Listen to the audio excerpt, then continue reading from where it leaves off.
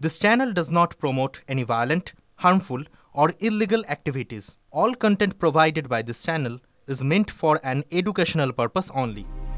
কেন্দ্রীয় বাজেটের দিন কি খোলা থাকবে শেয়ার বাজার? আগামীকাল বড় দিন। বাজেট পেশ করবেন কেন্দ্রীয় অর্থমন্ত্রী নির্মলা সীতারামন। সেরকম একটা গুরুত্বপূর্ণ দিনে কি শেয়ার কেনা বেচা করা যাবে? সেবি জানাচ্ছে হ্যাঁ, করা যাবে। ছুটির দিন হলেও বাজেটের মতো গুরুত্বপূর্ণ দিনে খোলা থাকবে শেয়ার বাজার, তাই যত খুশি বিনিয়োগ করুন। সাধারণভাবেই প্রতি সপ্তাহের শনিবার ও রবিবার বন্ধ থাকে শেয়ার বাজার, কিন্তু আসন্ন শনিবারটা প্রতিদিনের মতো নয়, একটু অন্যরকম। সেদিন দেশের সংসদ ভবনে বাজেট পেশ করবেন অর্থমন্ত্রী নির্মলা সীতারামন। গোটা দেশ তাকিয়ে থাকবে সেই দিকে।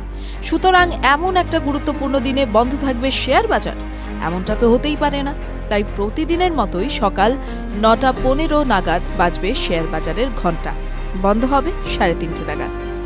উল্লেখ্য, ৩১ জানুয়ারি থেকে শুরু হতে চলেছে কেন্দ্রীয় বাজেট অধিবেশন, চলবে ১৩ ফেব্রুয়ারি পর্যন্ত। সেই অধিবেশনের দ্বিতীয় দিনে ফেব্রুয়ারির ১ তারিখে বাজেট পেশ করবেন অর্থমন্ত্রী নির্মলা সীতারামন। সকাল ১১টা থেকে শুরু হবে বাজেট পেশ। চলতি বছর নিজের মন্ত্রী জীবনের ৮ম বাজেট পেশ করবেন নির্মলা সীতারামন।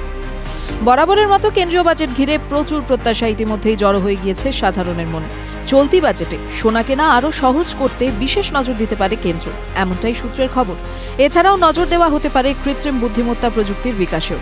অর্থমন্ত্রক সূত্রে জানা গিয়েছে, চলতি বাজেট অধিবেশনে নতুন আয়কর বিল আনতে পারে কেন্দ্র।